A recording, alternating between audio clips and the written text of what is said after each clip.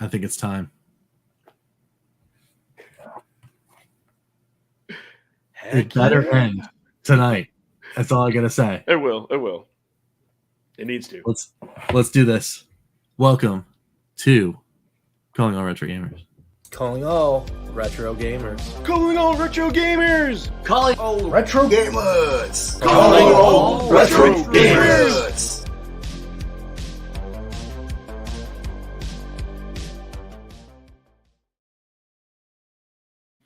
What's going on, everyone? Welcome to Calling All Retro Gamers. I am, of course, one of your hosts, Richie Wood here, and I'm with my buddy Ed Retro Killesh. Now, what's going on? Hey, man, you know what? I know.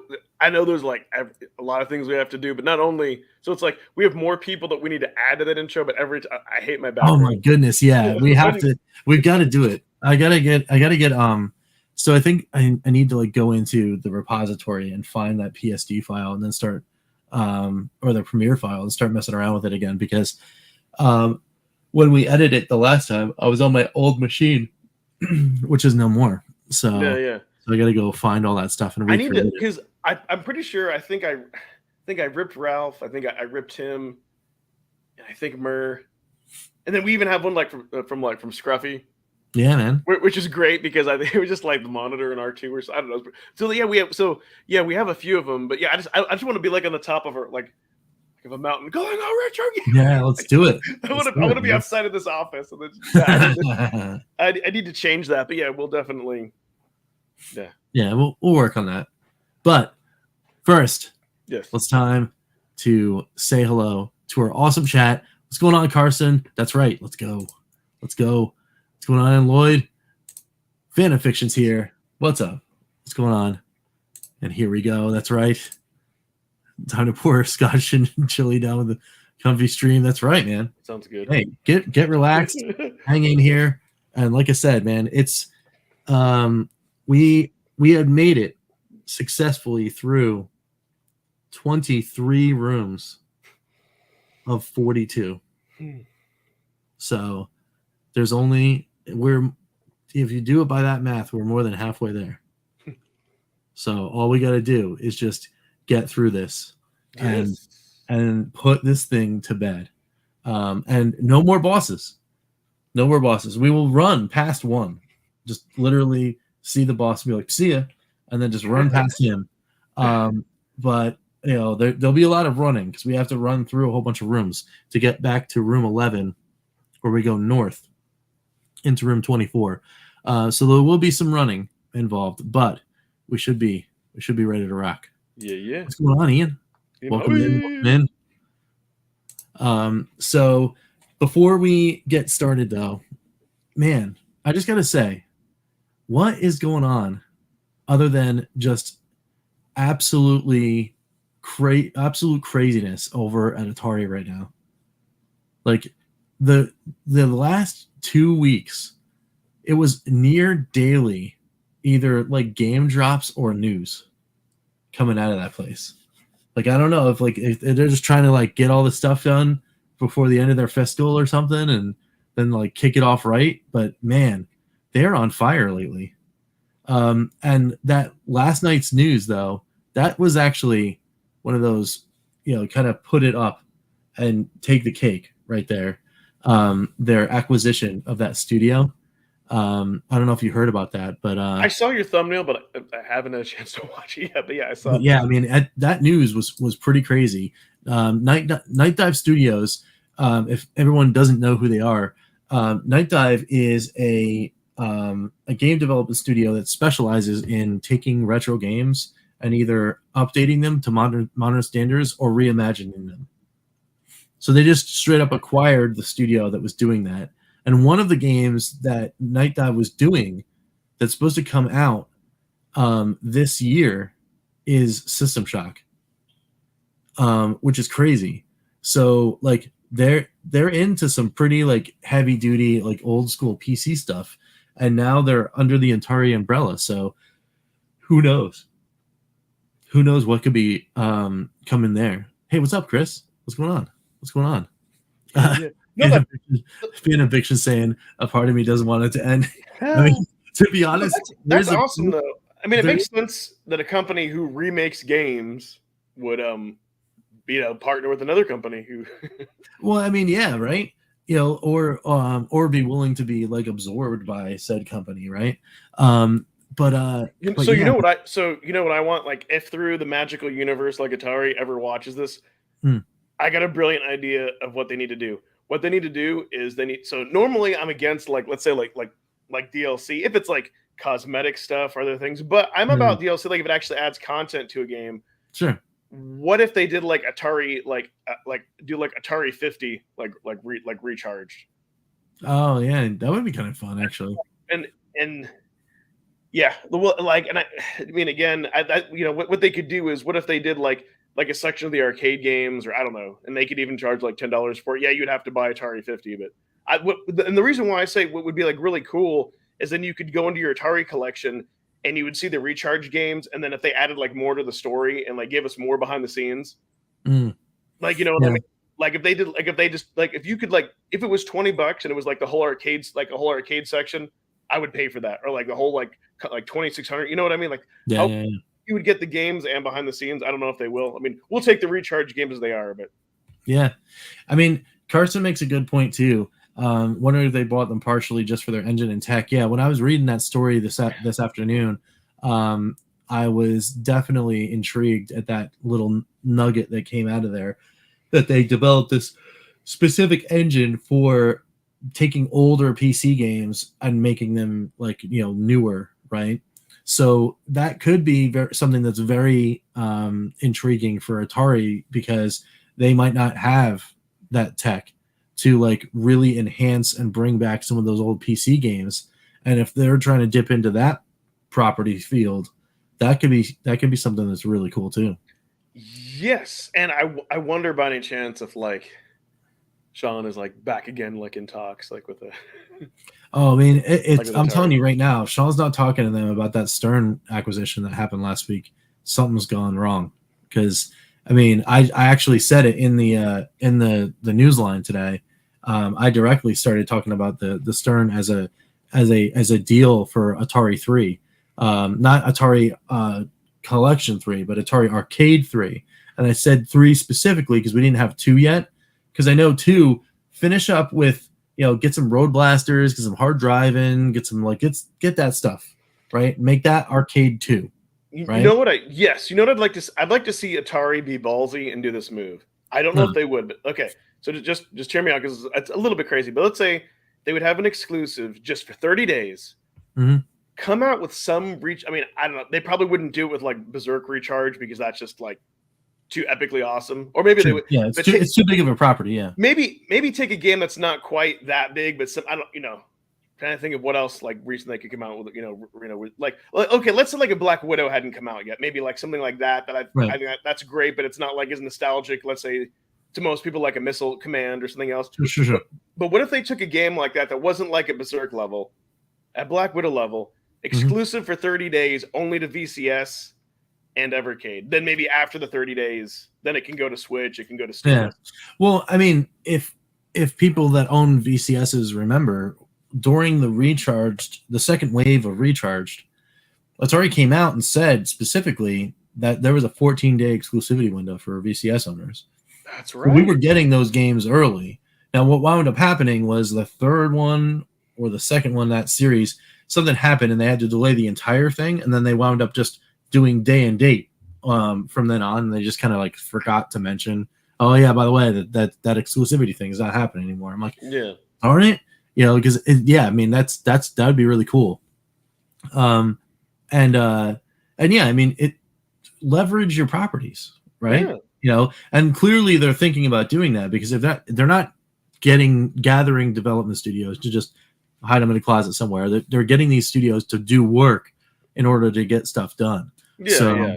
The only thing that's weird though, right? So they just bought this studio for, it was like, there was different terms, and some of it was stock and whatever, but it was somewhere in the tune of like 30 million euro was the deal for like, encompassing like over the next 10 years or the next 5 years or 3 years or whatever it was.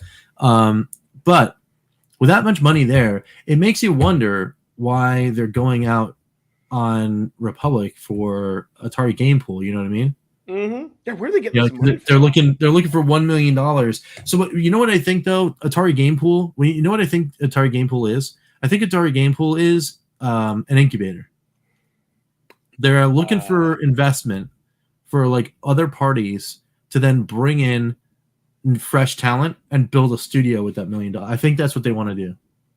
You know, and okay, that would make sense. So, and what I thought originally was that what they were going to do was build the studio to then start doing more recharge stuff, right? You know, like they take Atom Vision and Sneaky Box, right? That's their one entity anyway. You know, like you've got them doing the recharge stuff. You could build another one, you incubate another one using this game pool thing. But I think this other deal may have just come out of nowhere. And Wade just saw the opportunity and ran with it to get this other thing, because this is an invested team that's done seriously good work, you know, like making this stuff happen. So, and they've got a good relationship with Digital Eclipse too, so you never know. Yeah. You know, and Digital Eclipse has been doing great work too. So, like all in all, like you know, it seems that Atari is making the right business moves and making the right decisions, you know, in and out of you know, this whole retro reimagining space. I'm here for all of it. You know, yeah. It's actually, awesome. and so what Ian Hobbies seemed. No, I agree with him. I think Steam Deck has definitely helped with like a lot of like older PC games, and that could be a huge thing. Yeah, absolutely. And speaking of that, I was going to say if there was a time to get a deck for like the fact that Valve is actually selling it for 10% off, so you can get the the 64 gig model for 360. Like it's not bad. Like no, that's incredible. And then I'm trying to remember, but from a few YouTubers, they were updating like people who would just. I think you had to like maybe buy your Steam Deck like a day or like really close to that sale. They were emailing Valve, and Valve was giving them like that 10, depending on what model you got, like that 10% and like Steam Cash. Well, that's cool. Which I thought was nice. Well, because here's the thing. I think maybe you had to be within 30 days, because technically, if you were, you could return it, and then they would have to deal with like the logistics. So it just, and plus like giving them like Steam Cash, like it doesn't really cost them anything, you know, because it's digital. But yeah, no, I think that, oh yeah, dude, playing like Black Widow with the twin sticks. Yeah. Like, yeah. But I think, and that's the biggest thing that it's done is it's made PC gaming like a lot, like so much easier with still giving that tweakability. And I think that's, and I think that's helped with this because I think you'd agree that something like the VCS is what it's a hobbyist console, like it's kind of like the Evercade, like it's not like it's not like for the for sure. But something like the Steam Deck, something like the Steam Deck is, and so I mean, well, it's certainly more mainstream because you're banking on the fact that people remember. Like it's weird to say this about a digital platform, but there is some nostalgia for Steam in and of itself, right? Like there were people that remember, like when Steam was first starting out, it was only the Valve stuff, and they finally started like adding stuff later, right? But those people are now, almost 20 years older and have this vast library that they now get a device in their hand and play with. So, yes, Steam Deck answers that call, where the Atari VCS is completely the opposite, right? Is a upstart newcomer niche thing that is a kind of a hybrid PC / console, but its console mode is just like any other console. The only problem is, most of the titles that are coming out for it you can get on Steam, which it crushes you a little bit. But for someone like me, I do have a pretty decent Steam library, but I just do not play on a PC. I don't know what it is. Like I need to look like a console, have a controller, and I hit the button and everything works and it has its little thing, and that's it. That's what I love about that, because I'm with you, because since I work all day and I'm at my desk, like after work, the last thing I want to do is still be like trapped at my desk. And so that's kind of, like you really don't, like, you don't feel like, to me, I don't really feel like the Steam Deck is a PC, like in a traditional sense, more than like a PS4 or something else. Yeah. If anything, I feel like it's a console kind of like running on Linux, but like a very slick version of Linux. You can install plug, and like you get to have control over. But the great thing though, that how it's also like helped Atari, because yes, like Atari 50 comes out, on the VCS, and then it makes it available to someone like someone like myself on Steam. So it's like it's a win-win for them. Like they're making money like either way. But for me, but the difference was that like I started to feel like for a while getting something like on the PS4 that like they're gonna close down the store. Sony's gonna go away. So that makes you hesitant to buy to spend money for digital stuff with something. Yeah. Like at least me it does. If the Switch here's kind of my whole take. Like not going too far off topic if we're gonna play. The only reason to buy, I'll just say like a modern Nintendo console is because you want to play the exclusives. Like if it matters to you to play like Mario Kart, the latest Zeldas, and all that stuff in a native state without having to like emulate it, then go with it. Then go with it. Otherwise, if not, then in my opinion, there's no real reason to go with something like a Switch, because you can play all those other games on Steam or other or other platforms. So it just yep. Yeah, I mean it is definitely interesting. And Guillermo, also welcome. But the Steam Deck already has advantages a Switch 2 could never have. I mean, that's I'm sure that the execs over at Nintendo are looking that down and going, that's the barrel of a cannon we don't want fired at us. Do you go with a Switch 2 and be like, hey, it's super more powerful, whatever, and then a whole bunch of people are like, well, I could just keep my Steam Deck. I mean, that's without the fact that it is Nintendo, and your point totally makes sense. Unless you're going for Mario, Zelda, Metroid, and the rest of the first parties, I mean, literally everything else would be capable of running on the Steam Deck. And so, and hard, like and like the VCS, you can unofficially, which Microsoft does a walkthrough, you can stream Xbox live on it. So it's kind of like the same thing with the PlayStation. Like unless they come out with like Final Fantasy 20 that's not available on anything else, right? Then there's no reason to. Yeah, well, that's it, and that's it, right? Well, that's how these games. It's an indie beast. Yeah, that's what I love. I mean, most indie games, get between 4 or 5 hours. So if you kind of look at that with an Evercade for 4 hours, you can get that or a little bit more. I mean, if you were just to play something like Pac-Man, you could probably get like 6.5. But yeah, that's kind of the neat thing. It depends what kind of games you're into, but if you like a lot of those early access and those other ones, and like you said, Richard, library, the only game really, there's only been like 2 games I haven't really been able to play. One was like Wolfenstein 3D. I could have like tinkered with it more, but I think the only reason I didn't care is because when I did play them, I forgot, like, I won't say how bad, but like how stiff the controls on that game, compared to like Doom. And I was like, meh, So, but other than that, I mean, most stuff you throw at it will play. But then, and the great thing is, it's something you can tinker with, or like I know like Pete doesn't tinker with it at all, and he has a blast using it. Sure. And so the only thing I'll say, play however you want, but the only thing I find weird, that I just find in general, like if you own a Switch or like if you own a Steam Deck and you mainly play in desktop mode, I mean, to each their own. I guess because the Switch is more, but I don't know. I find it strange to buy a Steam Deck and only play it in desktop mode. Maybe that's just me, because I love portable. You know what I mean? I don't know, but that's portables. And, oh my god, dude! You know what? I need to play. I need to play Donut Dodo again. See that? You know what? There are some indie games like Donut Dodo. I don't know if it's on PS4 now, but like it never would go to it. Like I would have paid $5 for that easily. And actually, that I'd beaten through the first run through like on the easiest difficulty. That game was so super fun. Nowhere high enough to live. But dude, Dead Cells, I'm still playing that in Castlevania. Oh my god, that's like the best DLC. I swear to God, that like fits.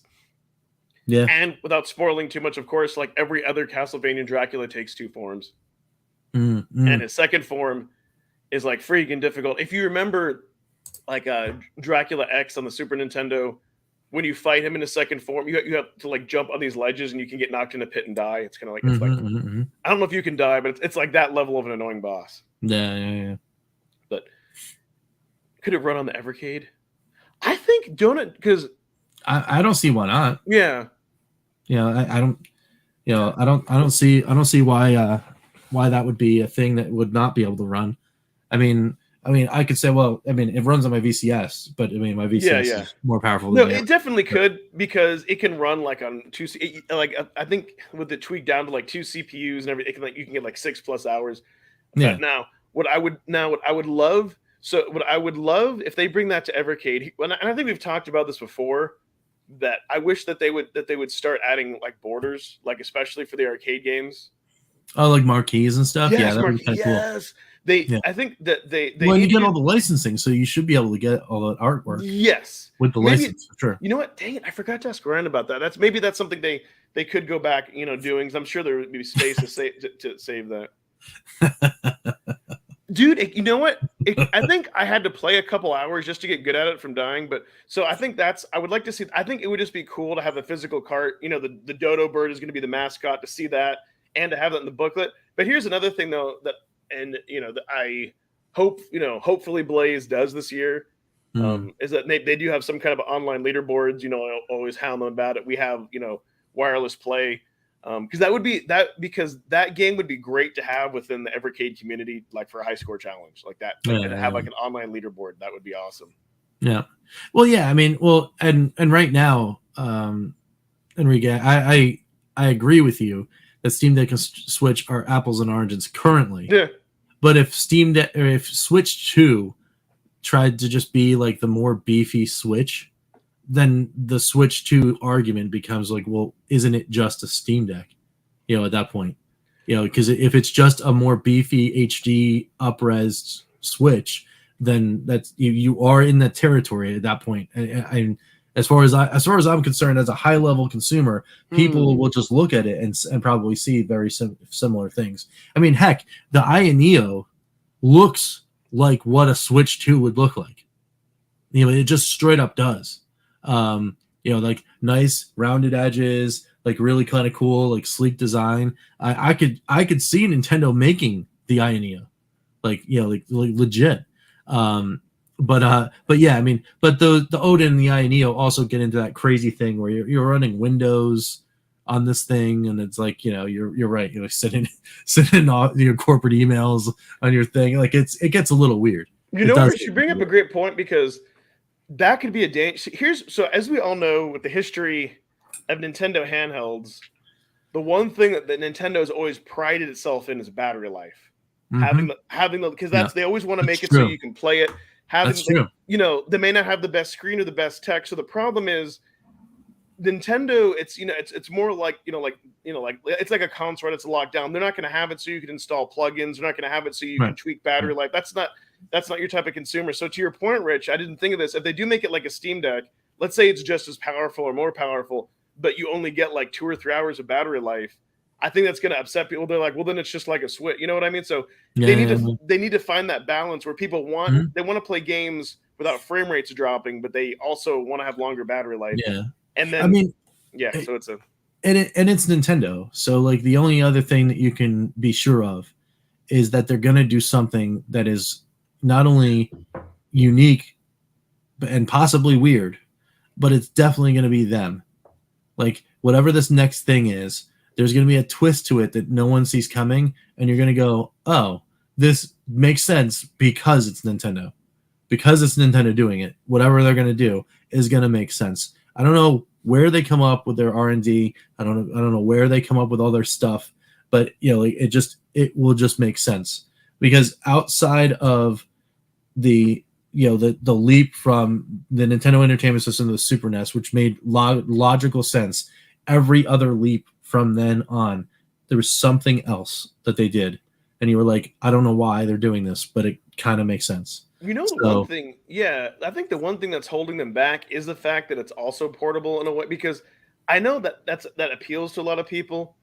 But the problem though is that I think if they made a console version that wasn't, then they could do whatever they want. You know what I mean? Then it would be more like a Nintendoized version of like a PS5 or Xbox. Yeah. Maybe they should keep it separate. But I was going to say tinkering really isn't that bad. It's funny because on the Steam, I never thought I'd want to do that too, but they make it really easy. But I get how there's people that don't want to do any type of tinkering. Right. I'm one of those people. I do enough tinkering at my job. I don't want to do it when I'm playing games. I want to hit the button and I want to play. Yes. Yep. No, I'm not going to lie. There have been, let's say, because I guess technically there have been maybe rare cases where, let's say, you do start a game and maybe it doesn't start and you have to like go in and close it, or you have to restart and then it works. You know what I mean? So there are little cases. Nintendo isn't perfect. Yeah, and 100%. No one is. Sony isn't, Microsoft isn't, But some Sega are more isn't. You know, some are more perfect than I will say with like the Ion Neo or the Odin. Like the one reason, like for me, I won't go that route is because like the support from Valve. And what I mean is like they've gone in, they've like they've taken the initiative to fix some games. What was it Yeah. like Division 2? Like that wouldn't load because you know they're invested in it.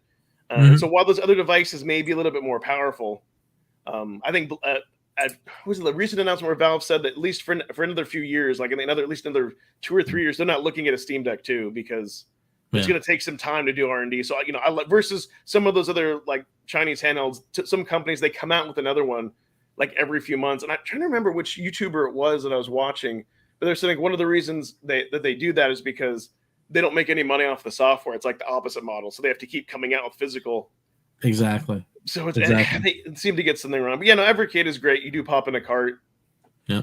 And for the most part, stuff will work. Unless you have file corruption. No, like No. no, sorry. No. All right. So we're going to take this. We're going to take this conversation on the road. Yeah, we need to. And on the path, we're going to hop in a little boat. We're going to get into a dungeon because it's Golden Axe Warrior time. So I'm going to hit this button over here, and we're going to hit this button over here. And I'm going to put myself in a box. Go ahead and launch it. But I almost forgot to say, finally, like an hour or so ago, I did get the notice that my Evercade limited edition is final. It's like Customs is done with it. So heck yeah, man, get that thing to you. Let's go. Yeah, I don't know what it is. They've had it for a week. I had that happen with the Renovation Collection and Gremlin Collection too. Like they kept it for a week. It's like, come on, you know. Mm-hmm. From Canada, that knock on wood, that never happens, but it's hit or miss. Yeah, that's so weird that they just held on to it because it's like I had mine almost like immediately after a notification. It was like 3 days. Yeah. And it was like, boom, it's in New York. And then the next day it was on my porch. It's like, all right, let's go. Let's do it.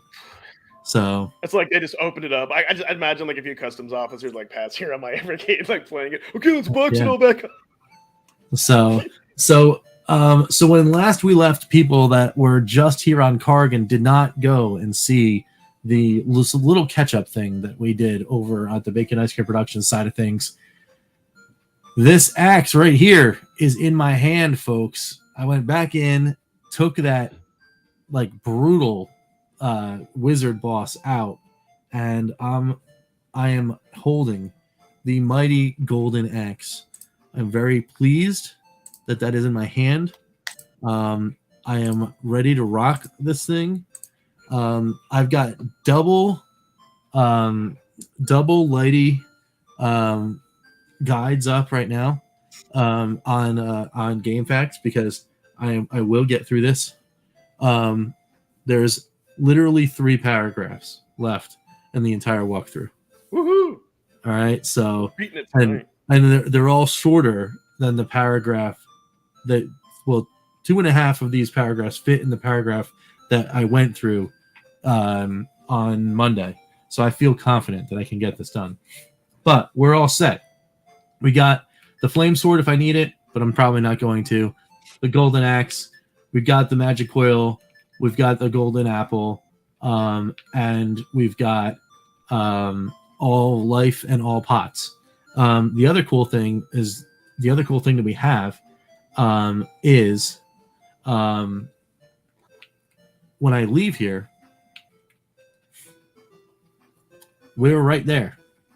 That's right. I went and got myself to the save point so that we can get on our journey. Get on over here. Boom. We're ready to rock. Just go straight to the dungeon. Yeah, no muss, no fuss, no getting hit by anything else. No. The only hits that I can possibly take are stuff that's happening in the dungeon. We are here. Heck yeah, man. And you haven't even used any save states. So I think that's great. No save states, no anything. We're ready. Look at that axe. Look at that. Just insane reach. Before you go in there, I'm gonna summon the power, and this is gonna you'll see what I mean, and this is gonna help us, and this is gonna set the tone. All right.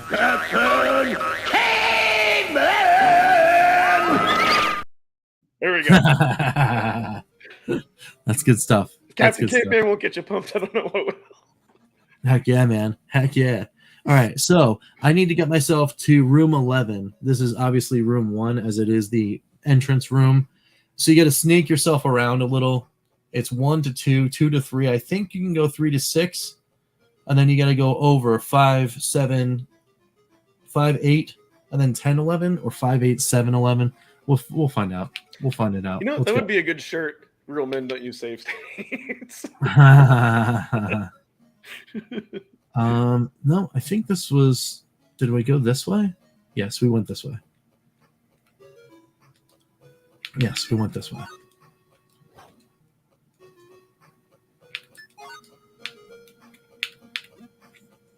I just love that you can run by everything. Yep. All right, so now we are in room 6 already. This is that boss. See ya. God. I think they knew that with this game that's like, hey, we're going to make stuff respawn, but once you've unlocked a door, it's unlocked forever. Well, that's the that's the best part of this. Can real men use fast forward? No. Can really, yeah. No fast forward, no rewind. Yeah, that's pretty funny there. Right. I just want to get this like in an area where I'm not going to get annihilated by this thing as soon as I walk forward.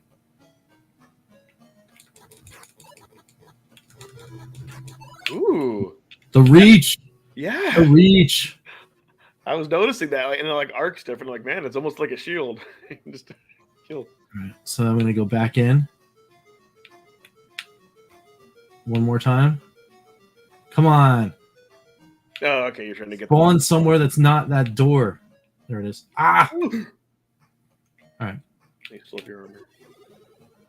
Okay, so we are at room 10 right now.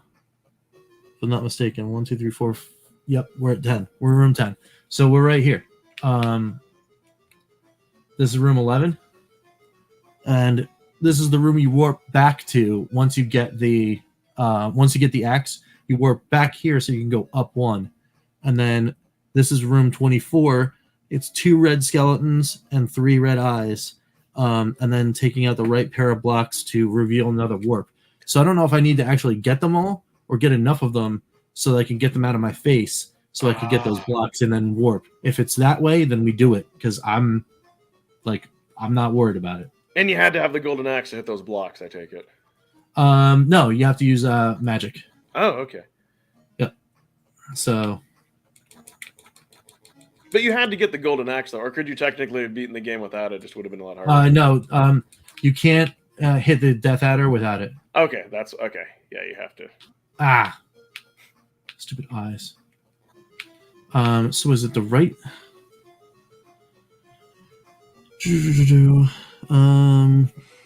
Take out the top right pair of blocks. Okay. Yep. So should be right above your head. All right. There it is.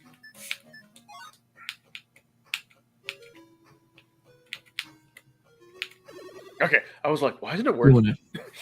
Okay. So, transport to room 25. Room 25 has 3 red magicians and 3 blue shells. Need to kill them before to remove the blockage to the south. Okay.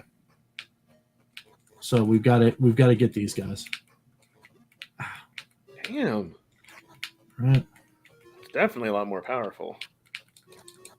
Oh, come on, man. They're just standing outside of your arc. Like, come on. Moon. Stupid clams. Yeah, those are annoying. Gosh. Okay. Wait, what? There we go. Come on, stupid things. Man, like, are they disappearing before? Okay. What? Yeah. Yeah. There we go. That one. Oh. Come on. Like, slashy. Come on, die, stupid things.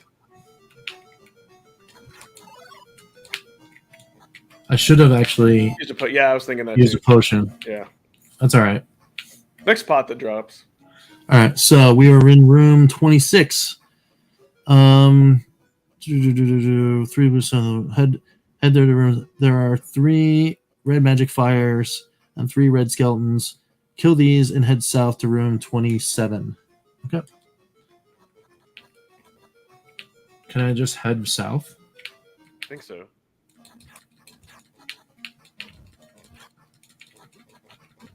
Yeah, see if you can go down. Unless you're wanting to farm. We might have tasty business, though. Those fires keep multiplying? Yes, they do. Little buggers. I don't care about horns. I just want... I know, horns are useless right now. Ah. Damn it. All right. Well, Nothing. That was annoying. Might help us later in case I die.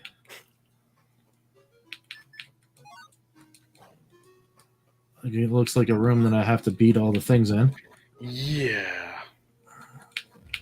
If you see any pot drops, just heal yourself because you'll bound to get a second one. Oh, my goodness gracious. All right. Yeah.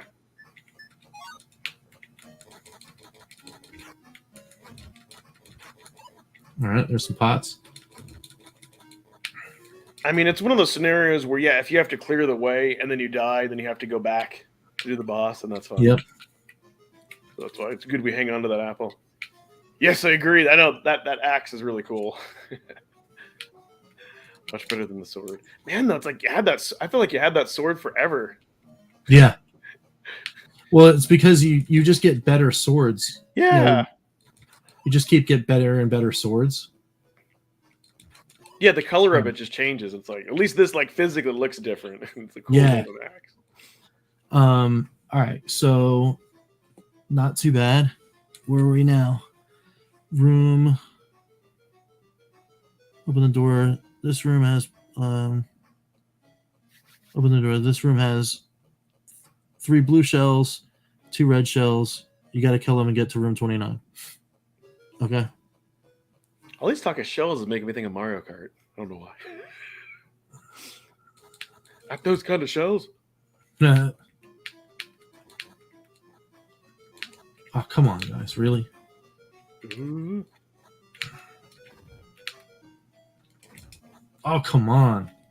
The only other annoying thing, and I blame the capture card, is sometimes, like, when you disappear, it makes you just, like, you get hit, like, makes you disappear, like, a half a second longer than normal. It's like, I can't see my... But you're looking through another monitor, so that probably doesn't affect it. But... Yes. I'm okay, but... Yeah. Yes. I was watching it here. It makes it more suspenseful for me watching it in our audience. It's like... You know, when you start to say, we just start saying, Calling a Retro Gamers was filmed live before a virtual audience. Like, you should do the old show. Oh my god, you're live. Well, yeah. I know. Well, kill. Come on. Okay. Now I get that one. Thanks. All right, so we have to get this. What do we have in the next room? So wait, I'm down to that's room. This is room 29. All right, room 29. Kill the red shells. Kill the red bats and 2 blue bats before heading into room 30. Kill those and push the lights, and now you can go to the warp square. Okay, I'd say cool. heal real quick because you're down to 2. Yeah. Oh my goodness, though. Jeez. All right. Well, that's it. That's all I got. Yeah. We need to save that apple if it gets like hairy. Because you shouldn't eat it for the boss, right? Like Death Adder's. No, I just need to get there. Yeah, that's stupid bat. Come on. Okay. I was like, all right, so he had some life for me, so that's good. Woohoo. Red. Like, I just ate dinner. That shouldn't make me hungry. No. Oh, come on. All right. Oh, Jesus. The mimic is going to get you. Get this out of here. Wait, what the? Wait. Why didn't it do its thing? Yeah, but how do I get? So I got that. So wait, go to room 30. Kill the rats. You can now. So make your way back around the rooms and go through this to warp 31. Okay. So I can get back around by going down. Oh, okay. Because I was like, I heard the over. I was like, where's the? Okay. I'm like, I put it over there. I was like, that doesn't help. Duh, go around. And then through. Yeah. And now I can go through here. So this room has 3 red scorpions and 3 red trolls as soon as I get in there. Might as well just heal yourself, I guess. The apple is the only thing I got. Well, you can use some magic. I mean, yeah, it'll deplete. Oh yeah. I can use, and that's it. Yeah. Just to see what it looks like in there. Oh shit. That's gonna okay. So. All right.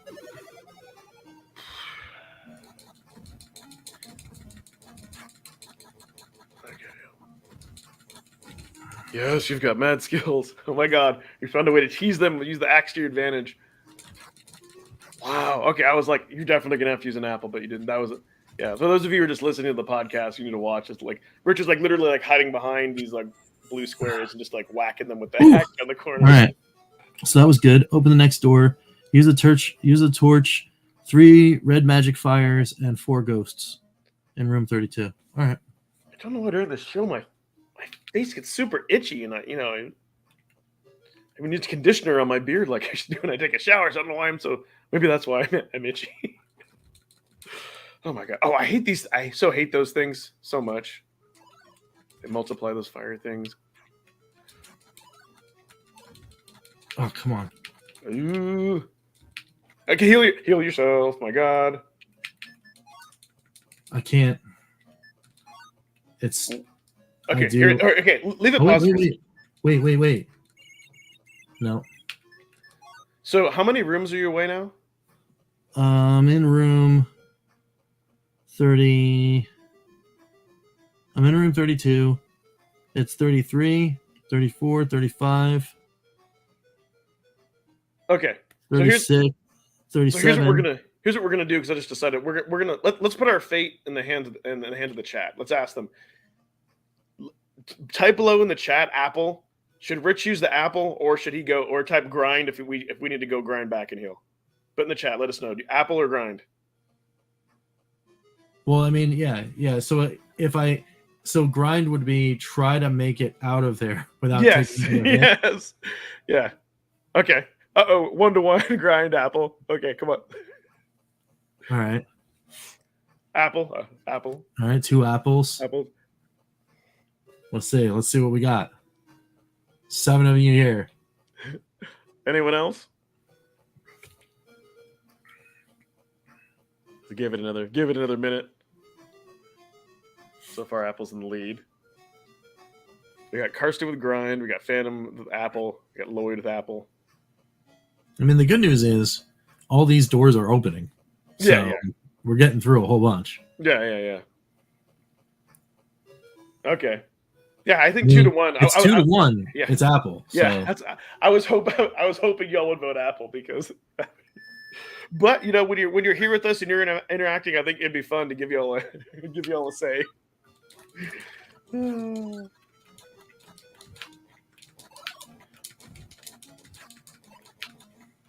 Now I'm hoping that you can get more pots.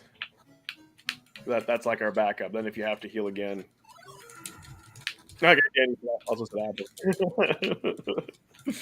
Sorry. Again, these fires are just ridiculous. I hate these damn things. Come on. Stop giving us horns, please. All right. So there's that.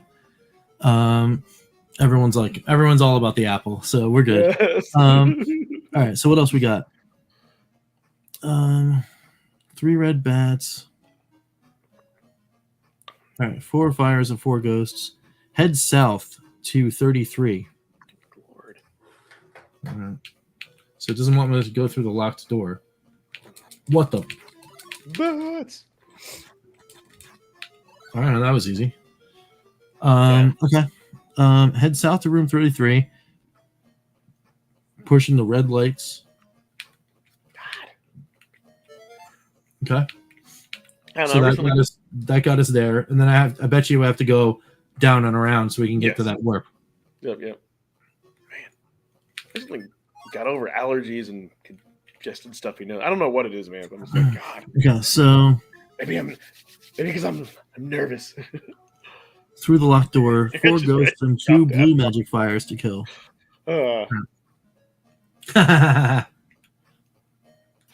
Yeah, I'm not quite ready to let the jersey out yet. You know what? It's funny though. That's still like the one thing on YouTube. If you repeatedly use the F-bomb, that can demonetize you. Because they relaxed their policies for some stuff because they tried to make it better. People complain, but yeah, that's still the one thing you can't do. Yeah, well, within the first 8 minutes, anyway.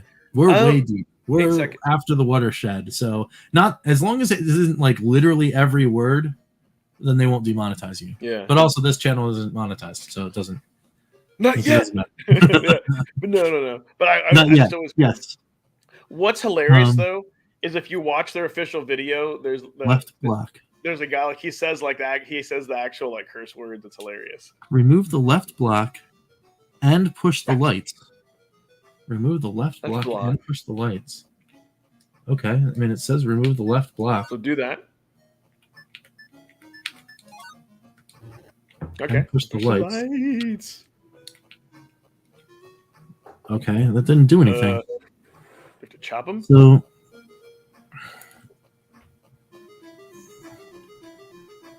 where's that? Let me go here. So head back to the north. We're right through the locked door. Yeah, there's 4 ghosts and plume down. Head south to. Whoops. Not this room. Good thing we had some magic stuff. Whoa. Man, this room's not messing around. I don't like this room. I don't like it either. Do you have to? I really don't like those crabbies. To kill everything. No. Spikies.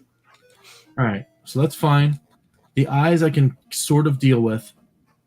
It looks like there's only 2 of them.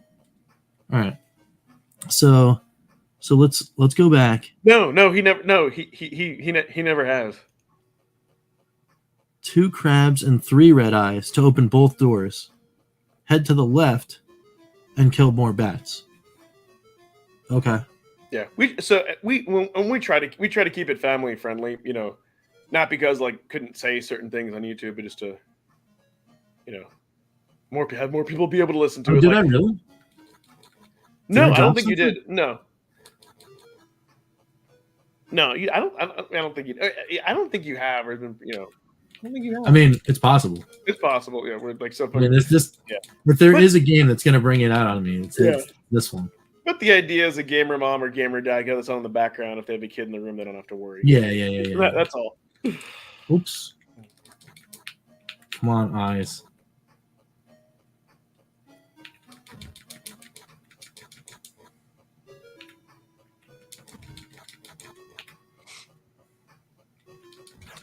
That's 1. I thought there was only 1 left, and I swear there's another one appeared. Come on. Teleport to the right spot so you can kill it. Yeah, right. There we go. Dude, I love the arc on that thing because, like, with the sword, you wouldn't have been. Yeah, see, I love that you can approach them like at the side and get them. Yeah, no, I love the axe. I actually there was a dungeon. There was a whole dungeon where it's like, oh yeah, now that you have the sword, use the sword. And I used the axe, and some of the enemies were 5-hit kills, and I just did it anyway. Yeah. Thank you, Carson. Appreciate. Yeah, so that's kind of why, Yes. All right. Cool. So yes, we definitely will try to do that, and I do apologize if we did slip. But all right. So I have to rewatch that later. 2 crabs. Where the heck is it? I keep like forgetting where I am in this paragraph. I'll make a video. Rich cusses for 10 minutes. Repeating the same thing over and over. Oh my god. All right, so 2 crabs and 3 red eyes to open both doors. Head left and get the red bats and the blue bats. Head left. Left. All right, so 1, 2, 3, 4. Contra time. The spikes are annoying. All right, so that's fine.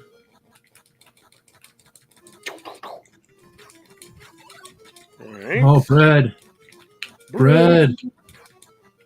All right. Now I think this is the one where I have to do the. This is the left one. Okay. Yeah, left block and push the lights. Okay. Left block. Push the lights. All right. So then I open this and I can go down now. Yeah. All right. Down into room 37. Ooh. Red skeletons and three red skeletons, 3 red shells. And then I gotta get them to open the door.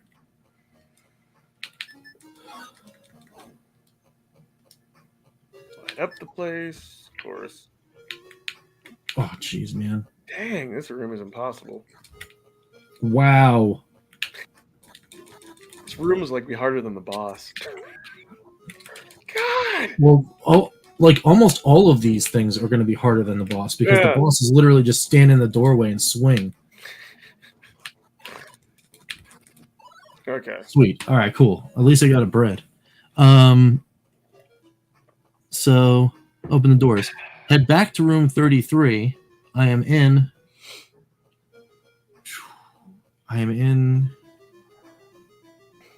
38. Yeah, so it wants me to head back to room 33.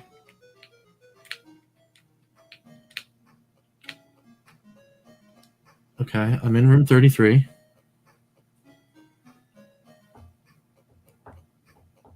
Use the warp here. That doesn't make any sense. Are we in the right spot on the map? Oh, you know what? Because it's room 35. I'm one off. This is Oh, okay. Yeah.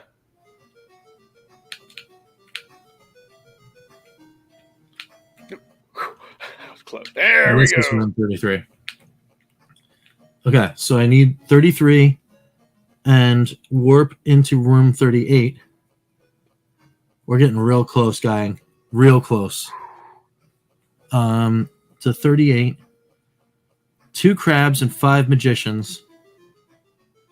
And that gets me into the next room. All right. Whew. This game doesn't have a second quest, does it? No, it does not. You're like, no, it doesn't. It doesn't. No. Like, no, it doesn't. No, because it's like Zelda did. Which is, yeah, like, it doesn't. Oh, no, no, no, no.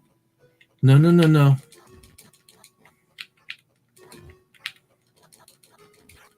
Damn things. All right, good. I almost don't care about these guys right now. Oh. Yeah. Off topic, are you guys pumped for? Yes, very pumped for Pico 3 and Omega 3. Yeah, man. I think it's maybe one of those few times where I'm just as like really pumped for both collections. I think it's gonna be pretty neat. The one thing though, which it's so unfair for the Pico collection because it's kind of like trying to capture lightning in a bottle twice. Like, his Pico 1 was that good. 2 had some good stuff, but it didn't live up to 1. So be curious to see. It's unfair, right? Because Pico, maybe no collection will ever live up to Pico 1. Room 39. In here, remove the leftmost blocks. And also pumped for Omega. I think that'll be good, especially with the Alien Syndrome games. Oh my goodness! Whoa, those bulls or knights or whatever charge at you like really quick. I don't know, they look like they have horns. Yeah, they do have horns. Okay, I was like, it's not because it's one of my glasses.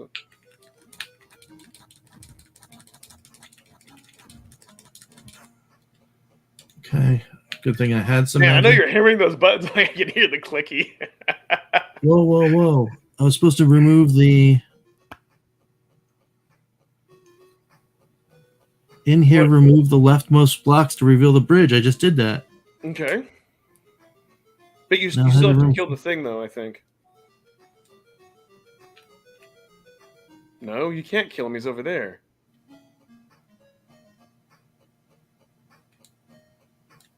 I don't have to push lights, do I? That's what I was going to say. Ow.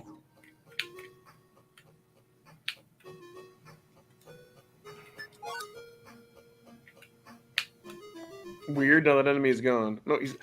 Yeah, I bet you probably have to kill him, and he spawned over there by mistake. Good. You need to heal yourself after you destroy that block.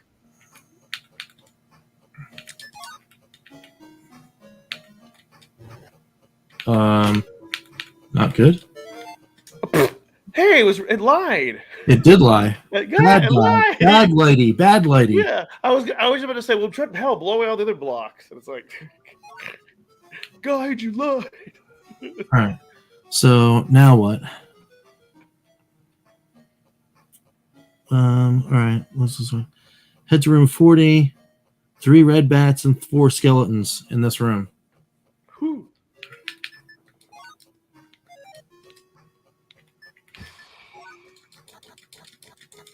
Yikes. They can freaking shoot their swords at you. I didn't realize that. Yep.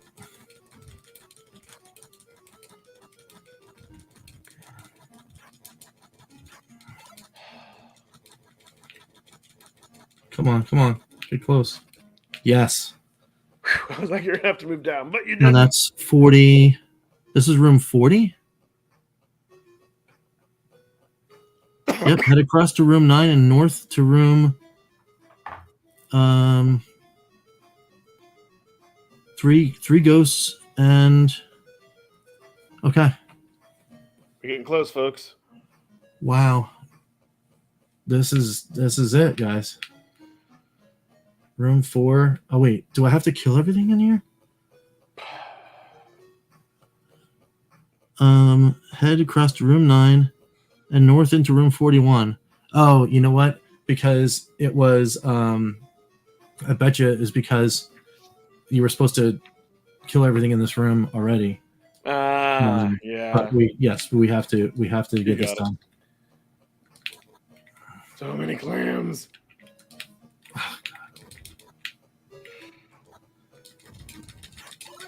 Bread. Oh yes, meat. Yeah. Meat.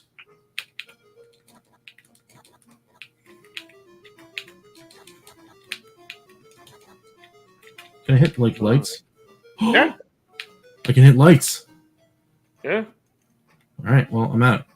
Oh, it was worth it for the health. All right, and then this one has. It was worth it for the health. This one has. Hey, it's a minion. I don't know. I'm not gonna. 3 red sleeping boxes and 3 ghosts. All right. I keep thinking there's something invisible that's going to be in here, but I guess not. Well, there's ghosts. Ooh. Oh, there's ghosts. Yeah. So I don't know where the. There we go. There's the one. Munchy. I can go to it and get it. It's like a book. Oh, there's a ghost. Okay, those are ghosts. Okay. Yes, we'll take pots. Pots? There's the ghosts. So 2 more boxes. Yep.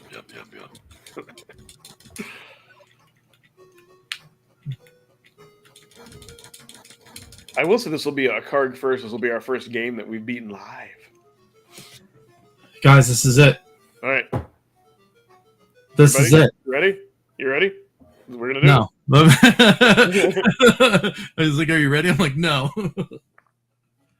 Oh my God. I'm like freaking out.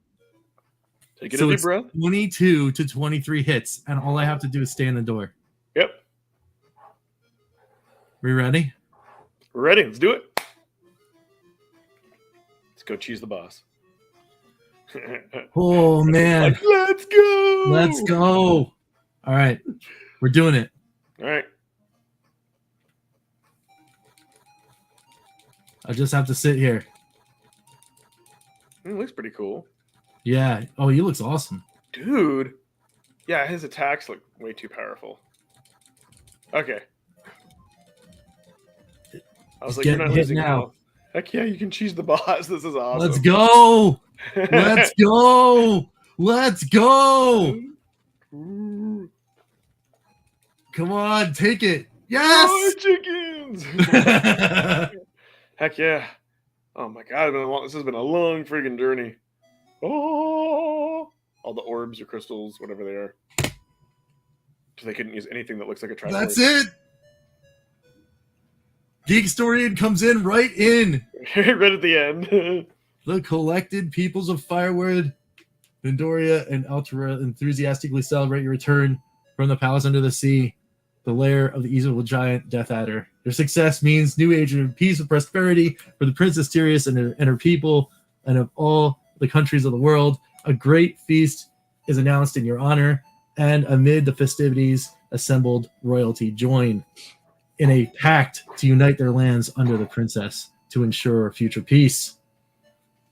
The Golden Axe, the instrument of the world's liberation, return once more to its resting place beyond the grasp of mortals. The legends say that the axe will return only when evil rises once more to challenge peace and happiness. The legend of your battle with the Death Adder and his vile minions will be told beside the evening fire for ages to come. The people feel certain that if evil ever returns, so shall the Golden Axe Warrior. Let's go. Yep. Well, we did it. Thanks, everyone. Good night. No, I'm just kidding. Oh, my goodness. So now you can put that back on the shelf. So now Rich gets to play the next RPG that'll take another 50, 60 hours to be done. That's right. That's right. It'll be all good. Oh, man. So, I mean, the cool thing is, too, oh, man. I'm so happy. Woo! Finally. So 30 plus years, dude. 30 plus years. I owned this when I was a little kid, and I never got past Dungeon 3. Just never got past it. I never thought after I lost it the first time that I was ever going to get it back. And then I wound up catching that crazy deal, which led to this journey. Like, awesome. Whew. This is, I'm so glad that I took this journey like live too. Like, I'm so glad that I took it like on tape, because I have a catalog for me starting this game and then finishing it. Now it's just awesome. Right. Here's some other credits. You know, thank you, my brother Ed. Thank you for being here with me and taking this journey. Thanks to Karsten and Phantom Fiction and Geekstorian, Lloyd R. Jim, and everyone else who's here in the chat still. Thanks, guys, for being there, because a lot of you were there from, like first video on. Brian F. There he is. Now that he beat Girls the Next, where he's going to Disneyland. That's it. Right. Oh man. But Karsten hit it on the head though. Now that you've beat Golden Axe Warrior, what are you going to do next? So I guess it's announcement time. But I'm still staring at the axe and these 9 crystals.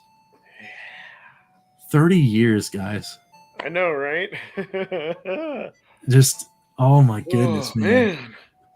It's so awesome. And then, the cool thing about it is, even though we did some cheesy stuff, I didn't have to activate old man mode, which may happen in some of these journeys. I didn't have to do anything but read a guide and do a map, just like I used to in the thing. Which actually also, now that I'm doing this on tape as well, thanks also to Lighty691, Andrew Light, for writing this guide. He wrote this back in 2012. And besides not knowing the center blocks were the blocks you needed instead of the left ones, and the two things ago, it was good. It was good times. But also to Starfighter 76. All right, let me get back into my my other mode here. I'm just gonna leave the end thing there for a while. I'm just gonna stare at it. Even after the show, I'm gonna turn back it. All right, here we go.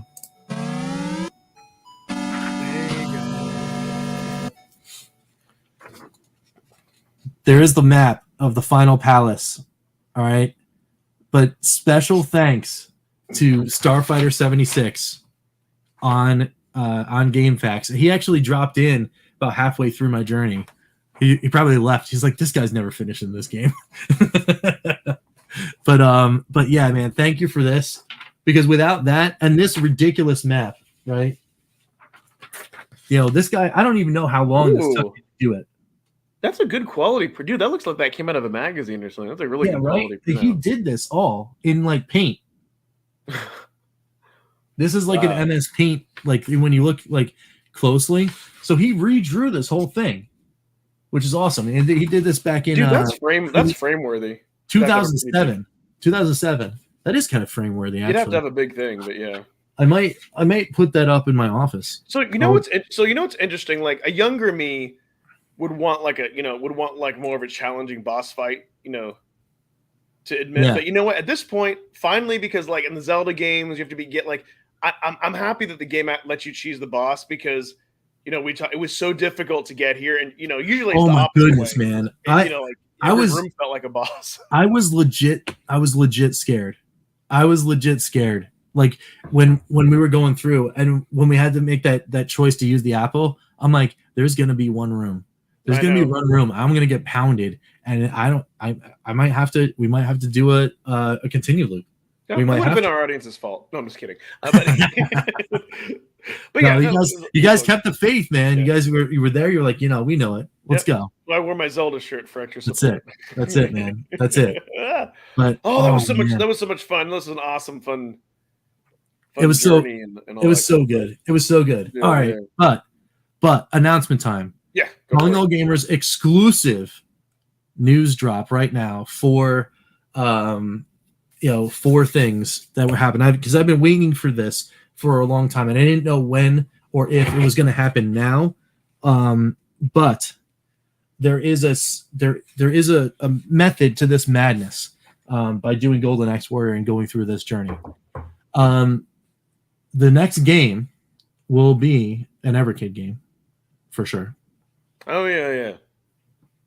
And it's going to be off a tearful legacy. Tears for the legacy in Pico 1. But that game that I will be doing next, and I will start as soon as I can just muster the wherewithal to hit a button again, which might not be for, I don't know, maybe another. I was thinking he was going to say Breath of Fire. Oh, it would have been cool, but no, there's one that's got to go first, because it's the only one of these on Evercade, and that is Canon, which is a strategy RPG. Is one of my favorite genres of RPG. Period. So I've done Ender so I'm doing Canon. Canon's a good one to play for this series, and I'll tell you why. Because of its repetitiveness. It does have a good story, but because of the battle so repetitiveness, when I was playing it, you only really want to play like an hour at a time. And I'm being serious. Canon. There it is. It's one of those games though, when you play it for like an hour, like you feel like and you do want to come back for more. Yeah, God. So you know what? That's more like if I lost a bet and I'm gonna have to play like that in the Gremlin collection or something. Yes. But that's a good choice though. Yeah. I should resume that up. But the other thing too is this entire journey will be officially cataloged in one video, is the other part of this announcement. So I will be stitching together over the next week or two every single episode of Master System Monday when I started playing Golden Axe Warrior that led to the live shows, that led to Karg. I'm going to put them all together in one giant supercut, and that's going straight up on the channel. So for other people that are stumbling through, that don't want to watch like a like a superhuman player, because there's a long play on World Long Plays. It's 2.5 hours. So you could watch somebody play through the game in 2.5 hours. Well, yeah, you could do it if you're a speedrunner and you played the game 70 times. Like, there's no way you get through this game your first time.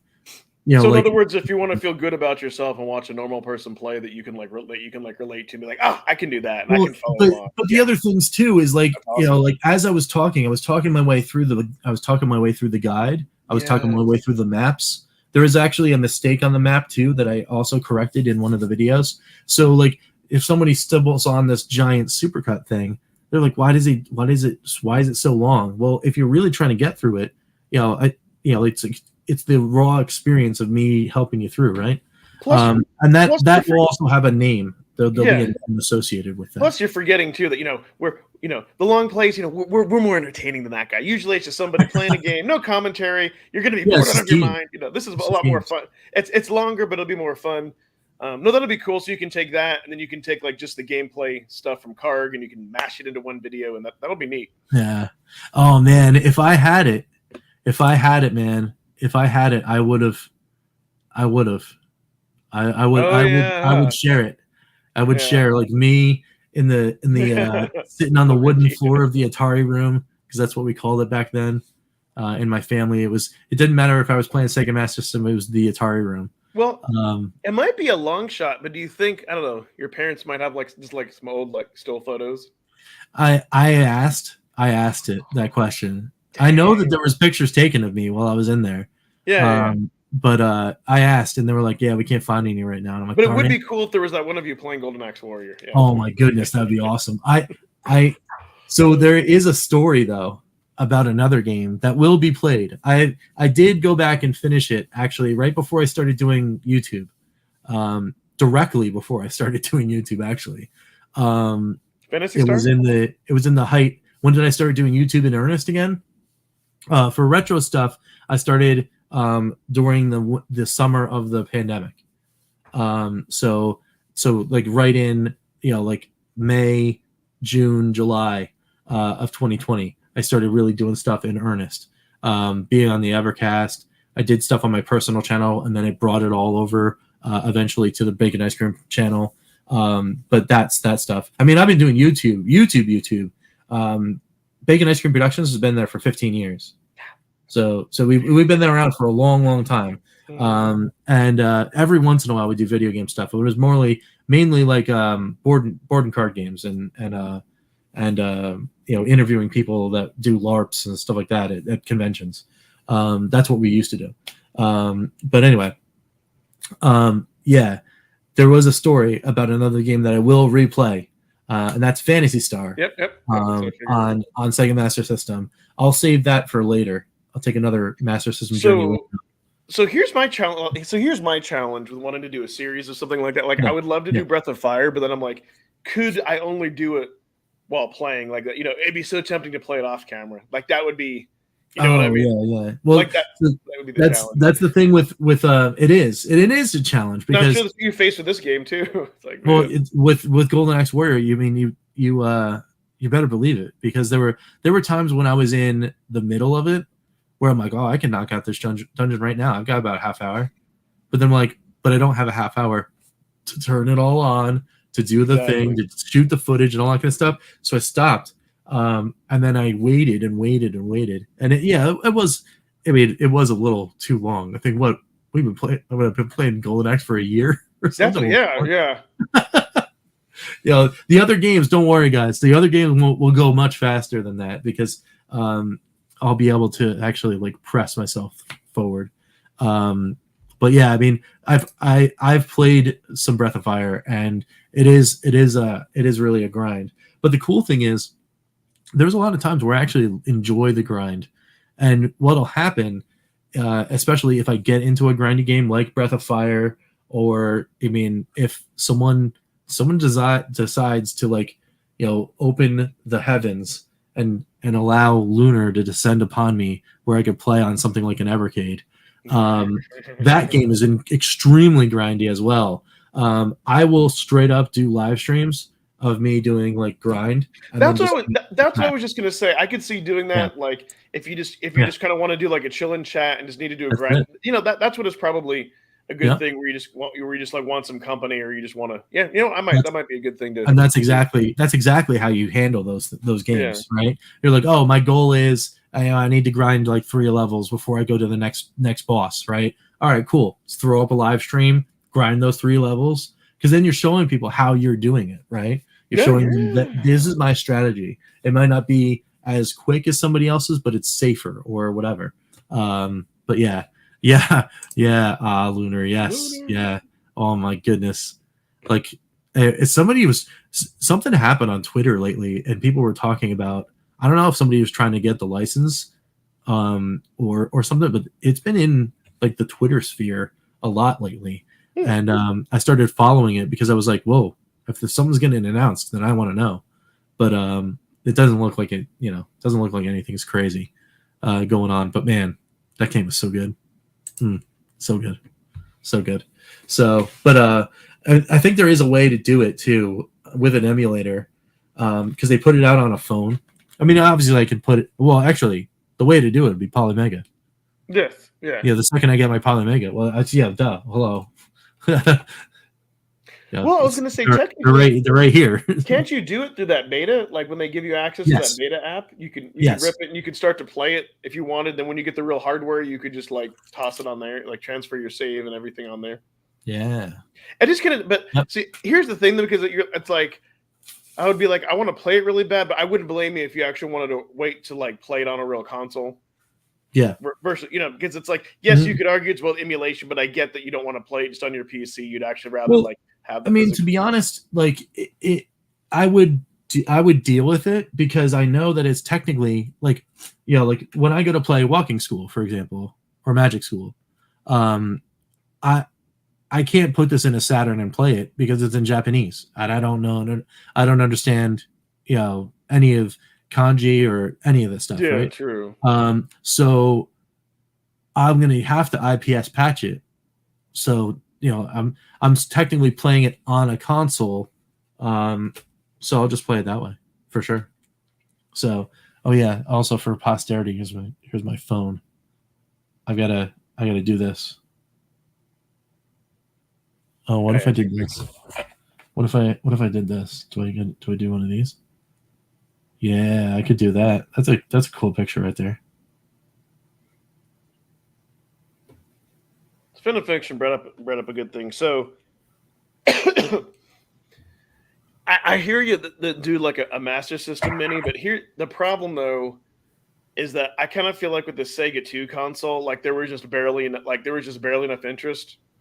I don't see Sega doing even though I would love a Master System Mini. I think in their mind they would see it as too much of a risk because it is more of a hobbyist. But it's not a risk. That actually, in a way, I don't want them to do that because that gives them more of an excuse to do like an Evercade cart. Like they could easily come out with a few like first party title collections. Yeah. I think that would be perfect because then they would be like, oh, all we have to do, Blaze, is just give you the license. They don't have to risk anything. They don't have to invent a new interface. You know what I mean? They don't have to do anything, but just like give Blaze the ROMs and the signature. Yeah, for sure. Yeah, see, that's what I was. Yeah. See, that's what I was. Yeah, I agree. Like a Saturn, but see, that's the problem is that like these. It's kind of like when Arcade 1-Up. That's why like Arcade 1-Up comes out with like a new type of Pac-Man or Centipede or Gallop because they come out. They need to. It's like I've heard a few other YouTubers talk. It's kind of like they mainly make their money or they make their nut off of these like titles that they can sell to Sam's Club or Walmart, and then that's why like they come out with those other games that are just direct because once they make their money off of their flagship titles and they can do anything else. So I kind of feel like that's the same way that why Sega hasn't done. Like I think they said that even though they know people wanted a Saturn or Dreamcast Mini, it would be too much. But Master System, I mean, come on. I mean, oh yeah. Well, and Evercade can do that. That library is so good. Mm-hmm. It's so underrated. The Master System library. It really I really truly believe it is. And I've experienced enough of it to say like if I was a kid and for whatever reason there was a store that mythically had all of the games available to me and I was able to experience them as I was growing up, I would have went over to people's houses that had NESs. And yeah, Zelda's awesome and Metroid's awesome and Mario's awesome. I'm not taking away from any of that stuff, but I would have enjoyed my experience on Master System, I think, more than having an NES. After now playing some of the games that I never got to in my collecting, man, those games are so good. They're so good. I kind of feel like that about maybe like a TurboGrafx or something too, which would be like difficult. But I would love to explore. Dude, what they need to do is they need to do a Pico, and what I mean is have two Sega Master System collections, each of them with 20 games, and just have it be like a wide variety. Like have it be like a wide variety. Like put Sonic on there, put like I don't know, Double Dragon probably isn't for but you know what I mean. Like put like some good first party titles, put some weird ones that we haven't heard of. Maybe throw throw some weird Brazil ones in there thing. But even if not, if it was just all Sega first party, just throw them on. Just throw them on there. I mean, yeah, there'll probably be some Alfs, but it'll be total discovery. Like that's it would be great. Yeah, absolutely. And I think that would do. I think that would do very well. I think people would Yeah, for sure. For sure. Would definitely. Oh yeah, Q&A. Yeah, ask us more stuff. Yeah, man. Yeah. So we'll hang out for another couple a couple minutes or whatever, hanging out and chatting some more. I mean, I'm just still like, just now I can feel the decompression. I know, right? Did it. Like it's like I'm not gonna look left after tomorrow. I'm not gonna look left and see my tower of power. Because it's like so anyone that doesn't know, I play on a Retron 5. So I have the Retron 5 and then the Retron 5 3-in-1 adapter and then Golden Axe Warrior on top of it. So it's like this it's about a foot high, like from the table up. So like where my hand is right now, like right here, like I'm still not on, I'm on the top of the cartridge, and then down here off screen is actually where the table is. So it's like literally that high. See, here's what's so super cool about this, and this is what so here's kind of like the different, like one of the differences between, let's say, having the physical copy of the game, then let's say if you just beat the ROM, is that now it's like, so here's the cool thing, what makes this whole thing, so epic. So it's not just the fact that you beat a good game, as you said, like 30 years later, now you have it, like at the end of the show, you can take it off, proudly put it back on the shelf, and what's awesome is now every time when you look at that, you'll kind of relive that memory. Now you can just kind of pull it out. You can you can physically touch the game. You can look through the book, kind of like when we were kids, and you have that memory. So that's like the whole like nostalgia part, and that's the whole like now you physically have it, and it's a keepsake, right? I guess that's kind of the best way. Like every time you like look at that, or you can say a trophy, whatever, a trophy, or you know what I mean. Like it's really it's really cool, and that's what's neat about the having that physical copy, and you can look at that and. 100%. It's really, 100%. It's really neat, and that's why when it comes down to the end of the day, it doesn't matter like what system you play that on. Like it doesn't matter if it's a Retron, it doesn't matter if it's hardware. I mean, technically, it could even just be your own, but it's just a neat added benefit that it's like the physical cart you're playing. Oh yeah, for sure. Yeah, for sure, absolutely. That's a great question, Phantom. What do you feel Atari's going to do with the new titles that they acquired? I mean, first and foremost. And again, I'll repeat it from what I said in the news line. If they don't shop immediately those Stern arcade licenses to someone that would like be a good shepherd or a good steward of them, like Blaze, then I don't know what they're doing, because they should do that immediately, because that brings them revenue. They can do all sorts of other stuff, and then what they should do directly after that, if they haven't done it already, is they should give. They should give they should give the Berserk and Frenzy to Sneaky Bucks and do recharged right away. Like that should be the headers. I mean, you could do. I would pay for Berserk, pick two others of those Stern games, do recharges of them, and then end the quad. Do a 4-pack of Stern. And do Berserk, 2 others, Frenzy, and then that's the next quad for at the end of the year. Done. Okay, that's fine. Then what do you do with the other titles? Oh, you can definitely mix it. There's that unreleased title too that they have from Stern, that the Laser Active CD game. Put it out, finish it, and somehow release it. Those things though. I'm telling. Was that the one that's a Galloping Ghosts?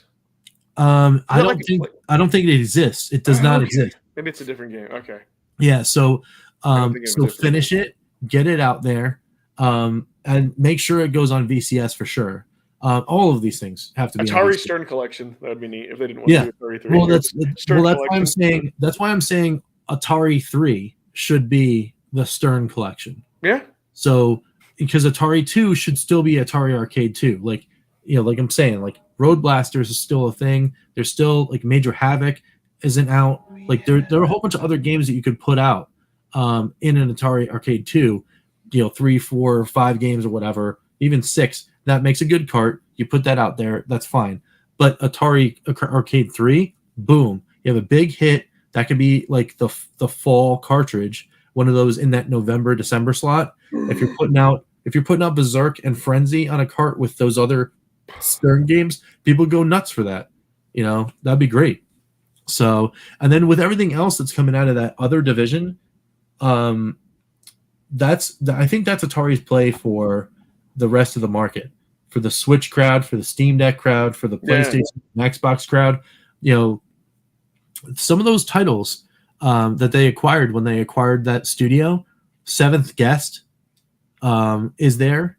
Ooh. Is one of those titles. Doom 64 was one of the titles. System Shock, the entire series of System Shock is in there. Let me see if I can just pull it up again. Doom 64 is great, and especially like I have on the PS4, I have like I don't know if it's like an enhanced version where it'll automatically save your game. You can play it in widescreen, like you don't have to rely on, and that's a lot of fun. Yeah, I forgot I had that. Yeah, man. So here, let me just present. That would be awesome. Yeah, Rare Activision. Oh yeah, I mean, dude, Activision, please, let's go. But yeah, real quick, we'll go through this real quick. So you've got the System Shocks here. These are all the Night Dive Studios games. They did a remake of Quake, Power Slave, Doom 64, Sin, Forsaken, Bloodfresh Supply, Turok. What on the Turoks? Yep. Metal Fatigue, Strife, Terra Nova, Spirits of Xandu, I Have No Mouth and I Must Scream, Wizardry 8, which is cool. Necropolis, Harvester, Tex Murphy, that was the other one. Why is Harvester? Tex Murphy, Darklands, Seventh Guest and 11th Hour, Bad Mojo, and Blade Runner. I mean, like all of these are great. So, and it would be awesome to see Atari really like kind of like push those IPs elsewhere, so so that other people can experience them. Well, I can tell you one thing: they didn't spend all this. They didn't spend all this money and go through for nothing. They're going to get something. Well, I think it was Karsten actually that was making that point earlier that Night Dive made a engine, that made all of this possible. Oh yeah. And now Atari owns that engine now, so it could be very, very it could be a huge thing, so that they can use that engine to dip back and do some other things. Because Atari's got a lot of 8-bit and higher computer stuff that basically just is turned into vaporware. So they could use those engines to kind of bring those back. That's what I want to see. If you take that engine and then you put that on something like the VCS and start re-releasing like upscaled or remastered versions of those PC games on VCS and then eventually on Steam and all that, that's really awesome, because that actually then turns the VCS into like an exclusive zone where you can only get that stuff on VCS. That's intriguing for Atari fans, to go and get that stuff back. I mean, as a VCS owner, of course I would love to see that, but it'd be good. I would be all about it, So yeah, for sure. So yeah, I mean, again, I just want to see good things happen with some of these great games, because there's so many that I never got to play, and the more that people can shine light on these and do that, I mean, I applaud all these guys doing all this work, because it makes us enjoy it, right? It makes us able to. So I'll tell you the one thing that what I said that I admire and I love that Atari is doing, and that they're self-aware. And I'm being serious. And what I mean is, and this is what my biggest complaint that I always will say about like Nintendo and other companies are like, hey, we have this catalog, we have all these properties. To your point, Rich, they just threw up Berserk $2.99.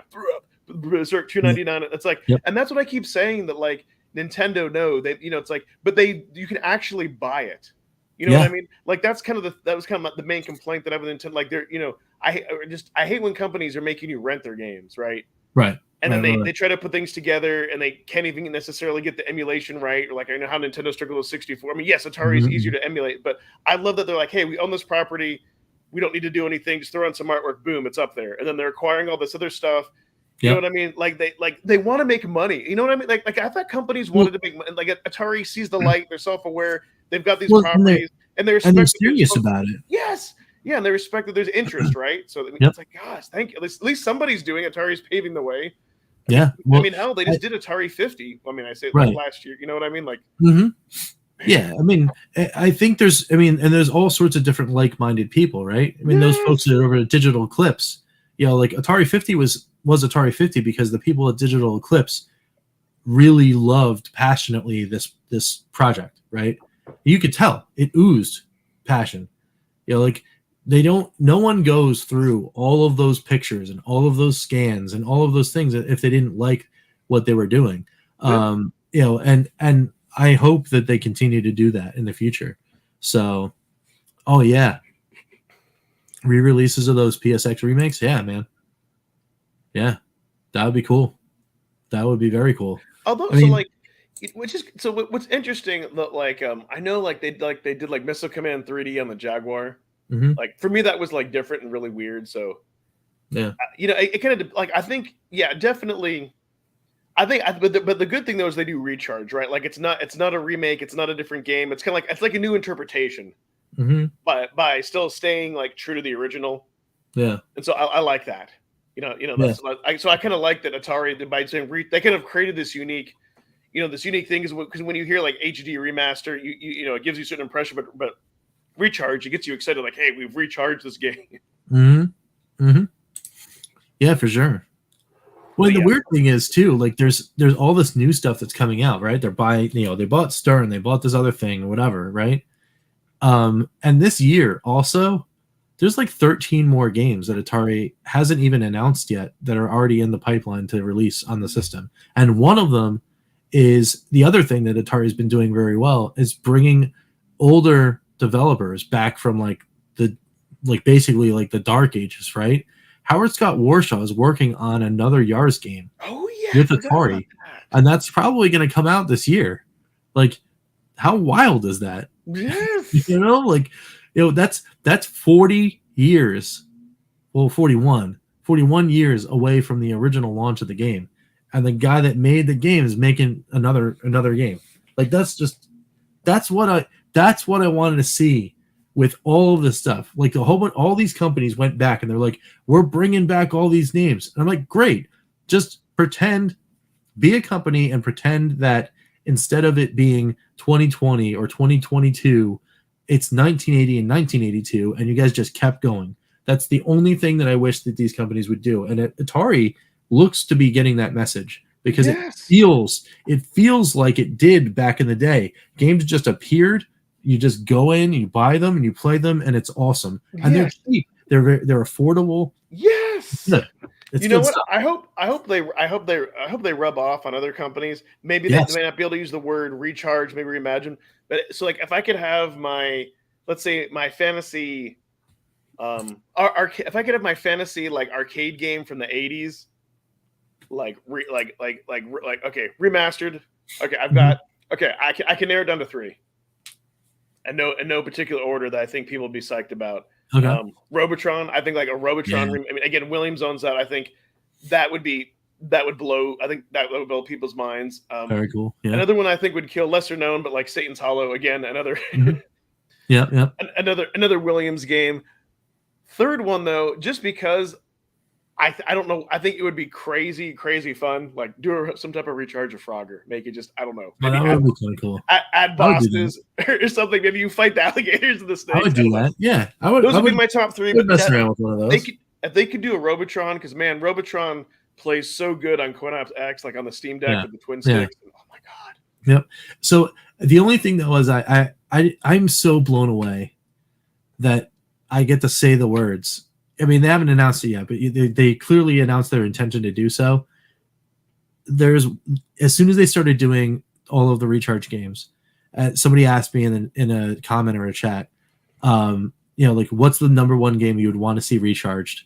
And it was like, well, it's a licensing issue, but it's always and forever. It's Berserk, right? And I'm outside of the Activision games, right? Because obviously every single Activision game do a recharge of the please and thank you, but we know that it's a little muddled in Activision land right now. So we'll figure it out when they figure it out. But the only other one, besides 2600 Space Invaders, was Berserk, and I'm like, I cannot believe that that's real now. Like, it's almost as exciting as finishing this game. Yes, and I think the only other thing that they need to do too, which we icing on the cake with the recharge games, kind of like an Atari 50, and I think I've talked about this, like with the Yars game, you can press you can switch back and you can switch between the like with Berserk.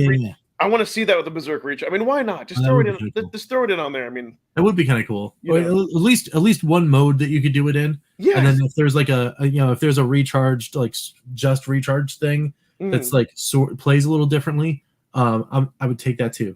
But definitely, voxel all it up. Yeah. Do it. They own it. Let's go. Yeah, they could. Oh man, I totally forgot about that. Well, I kind of like, it's like we've played it so many times. I guess you just take advantage, take it for granted. But yeah, man, that would be awesome. I tell you, because it's kind of funny because that comes with Evercade. That Atari 1 collection, like, just so totally kills. Like in my latest video, like I just popped it. Like initially, I popped it in to play Food Fight, but then I'm like, well, while I'm there, I might, like, if I want to play Centipede, I'll play the 2600 version. You know what I mean? Because without having to get up and you know what I mean? Like, the great thing is there's a good version of every. And now Steeplechase is actually really fun. Since you can play it. Well, yeah. Now that you can play it, original game. Yeah. See, that would be cool. Because, like, especially the Atari 50, because they include the Black Widow arcade game, and I was like, man, I kind of wish when you got that, because they're similar, but they play different enough that it's worth it to have that other. Like you said, maybe a different mode. Maybe once you beat it, or maybe make it like an achievement to unlock. But that's the thing that with these like these games that appear to be simple, you can jump like a Retro Dodo. You can jump in, you can play like they're easy. Like to say, easy to play, difficult to master. Yeah. It's like you feel like you can always just like jump in and jump. Even something like again, Food Fight that plays, because the controls that plays like really different than the arcade. So it's great, man. Now I really want Aqua Adventure. Yeah. The funny thing, so Aqua, because like on Evercade, it said it came out like 2005. I forgot, like on Atari Flashback that I had, like I played that like I did play that years ago before the Evercade, but being that it's like an AV hookup, but it's like the bad AV, where you just get the two cables and the controller. I didn't play that game as much but like putting something in the Evercade where you have like better controls, you can plug into HD, just another way to play some of these more difficult, hard to play games. But yeah, man, see, now you got me just as excited when you beat Gilded X Warrior there. I did. So nice. Thank you, because the other games I was done. But see, thank you. And what's funny about, so what's weird, because like some of those other games you have to think more, but I think I've played like Food Fight enough. Yeah, just getting in the zone. Yeah, I did. Yeah, I guess. Yeah, I did get in the zone. But so what's weird is that the arcade version, at least it's harder because the analog stick. But I think if you play that and go back to the 7800 version, because it's designed for the D-pad, like you can throw things more more diagonally. But thank you. That game is just, there's just something about that game is just so much fun. I think it's the randomness, because every level you could get a good spawn or you could get a bad spawn for when you have to throw the food. But yeah, thank you. Yeah. I can. That's again that Atari 1 cart. It's just like there's so many Ninja. Oh no, it's a hot collection for sure. But I wish but like they can't put everything on there. But I'm like, man, I wish Yars was like the first Yars was on there, and like Demons. Oh yeah. They switched Revenge and But you can pop both of them in the VS. You know what? Since I've unlocked the hidden games, I haven't played any of them because I played other Evercade stuff. That's kind of funny. Yeah. Well, some of those hidden games are really, really awesome. But then there's some that are like, all right, well. I like the fact that you can unlock them, and I'm glad that they're there. But then sometimes you're just like, Well, you know what? Like that Katie game, that's fun to play in very short bursts because you have to see how long you can survive. But being now, you could like dump in. Yeah, I know the second Yars that was also like on the Flash. I don't know. It's like a bastardized version of, like, the original was fine. The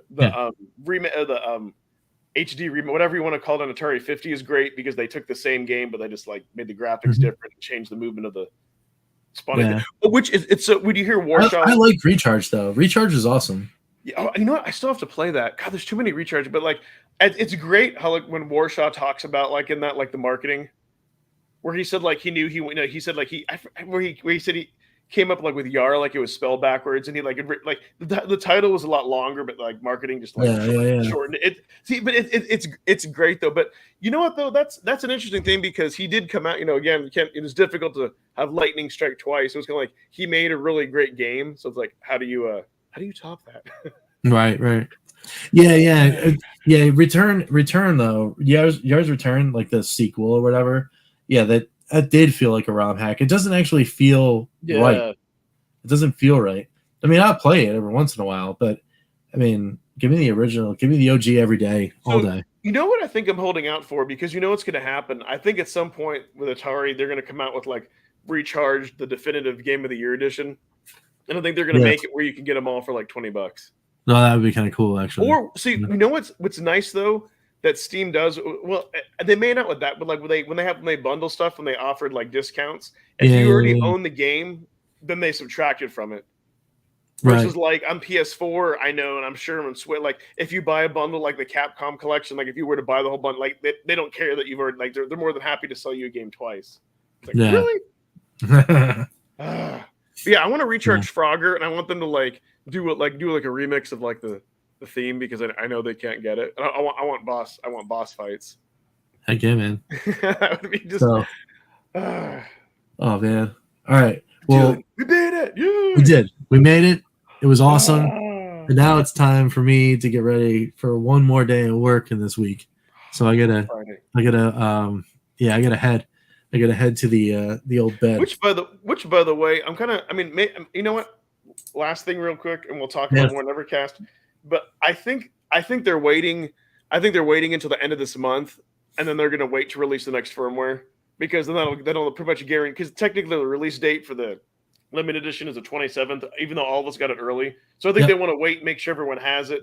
They're going to come out the next firmware, then they'll do Game of the Month. That's why initially I kind of held off. I was really hoping we would get it this week since I get my EXP. But it's so close now. It's like now that we're 7 days away, there's no way they're not going to do it. And I think the next, you're right. They might do it even early. The 31st might be a day where they're like, hey, we're going to drop Game of the Month because it's, like go into the weekend playing your new Game of the Month, blah, blah, blah. And then build hype and stuff. So, hopefully it'll be an awesome hype game too. So, I can't wait. I can't wait. You know what, DJ? in honor of you because you did that. Retro Kill Dash 9. There we go, my friend. There you go. He's with us. He's with us. He stuck that in there. Dude, we're so into it. I forgot. He beat it. We beat it. We did it. All of us. We did it, man. It's in there. There it is. Actually, here. It's still up. I wonder if the audio's still up. Here, let's see. Let's see if the audio's still up. Yes. Still on the screen. That's going to be his new wallpaper and background on his phone. Yes. I actually just took a picture. There you go. Can you actually if you want a better, I guess a picture's fine. I would be all nerd and be like, I want to save the screenshot on the retro onto the SD card. Yeah. Oh, yeah. Now I got to go back to the other one. Oh, there you go. So I just held the box next to the screen. Super cool. Yeah. So. Man, that looks like that could be that looks like that'd be a great thumbnail. Yeah, man. So yeah, I actually might use that as the thumbnail. Yeah, that looks good. For the big whatever. Yeah. Nice. So, but anyway, before we go off on another tangent, I've got to say thank you so much to everybody that was here and hanging out, and took that journey with me. Thank you so much again. Thanks also, Ed. Virtual high fives. There it is. There we go. Wonder Twins. We did it. And more to come. This was just one game of many, and I promise, hopeful promise. cross fingers promise that those will be quicker. They won't be years in the making. Right. So, oh man. Yeah, thanks, Garston. Thanks, Fan of Fiction. Thanks, Brian F. Thanks, Enrique. If you're here, DJ C, of course, coming in, and everybody else that might be watching in the background. Thanks so much for watching tonight. And, we'll be back next time with some more awesome stuff. We're going to have to figure out something else to do now. Yeah, I know. Do, right? Maybe we'll have to get a guest. Might happen. Right? So tune in there. Tune in next time. And thanks again.